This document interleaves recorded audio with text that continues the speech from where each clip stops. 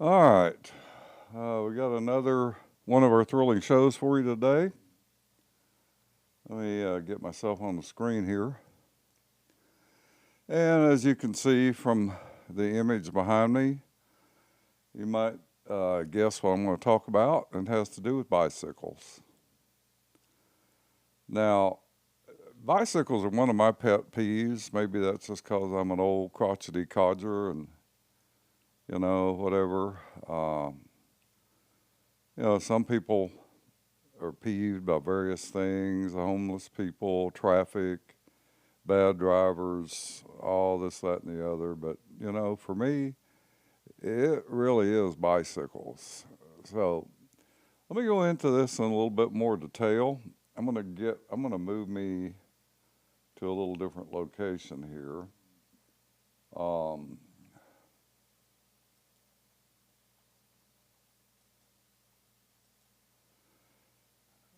I don't want to be there. Let me get rid of that. Yeah. Okay. So now I can just kind of narrate and go through a number of images that I put together here that I want to talk about. Notice we got a guy.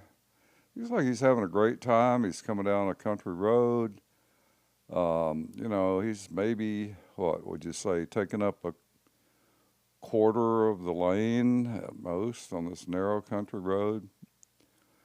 Well, let me start with what really is irritating me, and it has to do with actually something that's right in my backyard. Um, Down on Jones Road, which is just a few blocks from where I live, walking distance actually, they took a perfectly good 4-lane road here, and they turned that into two sets of bicycle lanes. You got one on the right, as you can see here. You got another lane there on the other side of the road. This is right at an intersection, so there's some extra posts sticking up here. I'm not sure exactly what those do. But notice how much of the road they took. And notice how much is wasted there in that between the two white lines. My goodness, you got enough room to drive a bicycle down there between those two white lines. My recollection of back when I used to ride bicycles, it really didn't. Rode them on the sidewalk all the time, pretty narrow. Wasn't a big deal. So the really griping part about this is they spent $250,000 on this particular section of bike lane because I researched that.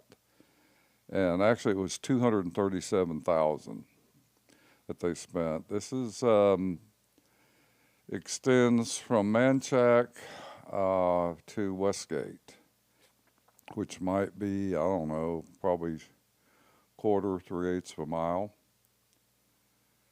And of course, I live very nearby, and I drive by this particular intersection and Jones Road almost every day. This has been here for 2 years, and I've been doing a count of bicycles that are using this. And I haven't gotten above 50 in the 2 years that I have kind of been keeping my eye on it.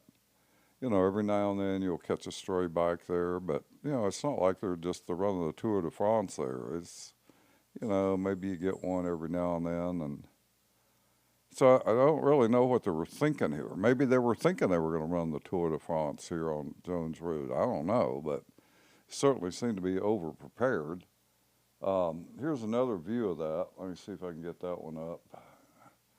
Yeah, here you go. This is also a little more graphic. Here's a pretty good sized pickup truck in the remaining right lane. Well, look how much room there is left for bicycles. I don't get it. I don't think bicycles are all that wide. I mean, I was looking at some other people riding, I pulled up some other images. I mean, those guys are kind of on a narrow country trail. I don't seem to be having any trouble negotiating. And then there's another one. Oh, this is, I don't know, this is some other city, not Austin. That's maybe not a bad width for a bike lane. They didn't spend bajillion dollars on those little white bump things and posts and all that. Not that those posts or bumps are going to keep a car from running over into you. Now, what it might do is if you're on the bicycle and you happen to get into one, you're liable to go ass over tea kettle. But yeah, I don't know what they were thinking. And what's worse is within the last year on the south side of where I live by a few blocks down on Stasny, they put another one of these things in. This is down at the corner down Buffalo and Stasny. And you can see they pretty much did the same thing down there. This little section goes from Westgate over to Manchac also. Yeah, I guess it's about the same length. I don't know how much they spent on this one, probably more, because they seem like they did a little more elaborately. Let's look at another picture of that. Yeah, they certainly were generous with those posts. You can see the same kind of format here. Look how wide that section with the posts is. I mean, what do you think they were thinking there? Well, I don't have a clue. So I got another one here. It's a little more graphic. This is even more puzzling to me. So those posts I'm talking about, they gave them a goodly width between those two white lines for the posts. And then in this particular image to the left is the bike lane. It's in the shade due to that fence. But I'm really wondering, what in the world were they thinking about these posts? And why did they put some of them in the middle between those two white lines? And then they put some of them over on the edge. I'm completely at a loss as to why they did that. But that's what they did. And then down at the intersection, let's take one more look at that. Yeah, here it is with cars. And notice, here's another real bad pet peeve. Notice this white vehicle here in front, or silver, whatever it is. If they wanted to make a right-hand turn into this street that you can see to the left here, it's very difficult to make that turn because you got a post there. I think you can see that post is leaning over a little bit, so maybe somebody's already run into it, but I don't get it. I don't understand what they're thinking. And then, there's one that's already had it. This is up at the Manchac end, and you can see they were very, very generous with those posts. You can't see it in any of the views I have, but there's a turn-in to a shopping center here on the right, little strip mall. And it's not clear to me just how you get to that, because that center lane is the car lane, the right lane is the bike lane. As you get on down towards the light, I guess it's a turn lane, I'm not sure. But just how you turn out of the traffic lane into this little strip mall is kind of a puzzler for me. I guess that's why I've stopped going in there. That thing is almost in walking distance of where I live. So, coming back to the lane width, I want to go back to this, I think it's this one. Yeah, okay, so here's get an idea of the lane width. Now, like I say, I was doing some research on people's riding habits, and I did find this chick here, and maybe there's an angle that I had not considered, and maybe you don't go straight down the bike lane. Maybe you go sideways. So maybe the lane needs to be wider. Obviously she's kind of filling up the width of a lane. Perhaps some kind of new riding style. I don't know. So anyway, back to the more pleasant view. But a lot of questions beyond just the street usage, turning the streets into bike lanes, concern me. I don't know if they concern you all or not, but you know, where's their driver's license? Where's the operator's license for somebody that's riding a bicycle? I mean, they're using a street. Last time I checked, I had to have a license to drive in that street. Not to mention the fact that I've got to have a vehicle inspection. Do they get vehicle inspections on bicycles? Yeah, I kind of don't think so. How about, insurance?